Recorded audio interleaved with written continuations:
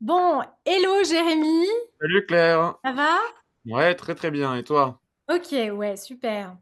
Écoute, je voulais simplement qu'on fasse un petit point sur là où t'en es, puisque tu avais suivi la formation. Est-ce que tu pourrais rapidement te présenter et puis nous rappeler quand tu as suivi la formation? Alors, la formation, c'était, si je me souviens bien, l'année dernière, début d'année dernière. Qu'est-ce que j'ai fait depuis? Alors, je crois que ça m'a aidé à me sentir, plus légitime dans le fait de proposer, d'écrire la vie des gens. J'avais déjà un métier en lien avec l'écriture, mais c'était écrire, des pour des sites internet, qui est autre chose. Hem Et tes conseils, qui étaient vraiment basés sur ton expérience, j'ai trouvé ça très ancrant et ça m'a permis de m'aider à projeter mes offres, à projeter mes propositions, et à en parler de façon plus concrète.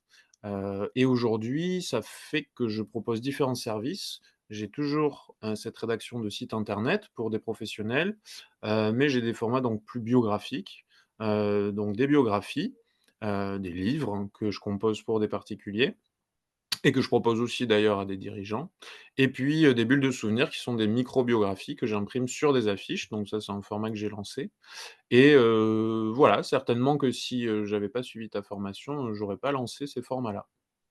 Ok. Et qu'est-ce que tu as préféré dans cette formation?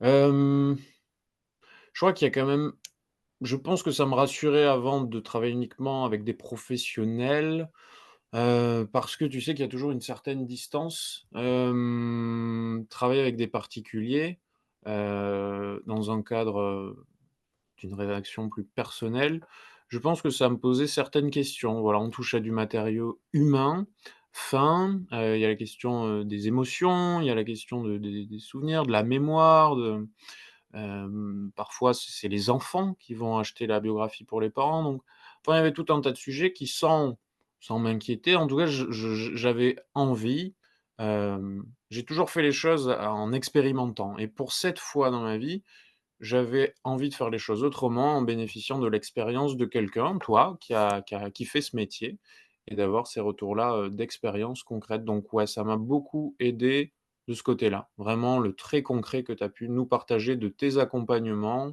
et de tes relations, toi, avec tes clientes et tes clients. Et donc du coup, avec le recul presque d'un an, hein, c'est ça? Je pense que tu Mmh. as, qu'est-ce que tu dirais à une personne là qui hésite peut-être encore à s'inscrire, qui se pose des questions? Je lui dirais que si elle hésite, c'est sûrement qu'elle en a envie, donc de pas trop hésiter longtemps. Je pense que ça fait partie de ces choses, qui sont pas, absolument logiques. Ça vient d'un élan du cœur, une intuition, un truc qui fait se dire à ce moment-là, «Tiens, l'écriture, c'est quelque chose que j'ai envie d'avoir dans ma vie, un métier en lien avec ça».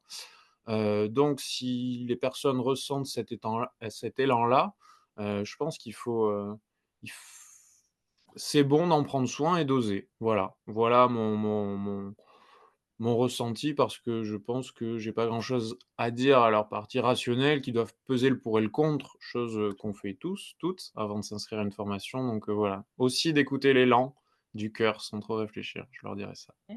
Bon, merci beaucoup Jérémy. Et puis on Avec reste plaisir, Claire. en lien, dans l'écosystème, des Des des biographes. biographes. Voilà. Ouais, avec joie. Merci. À bientôt.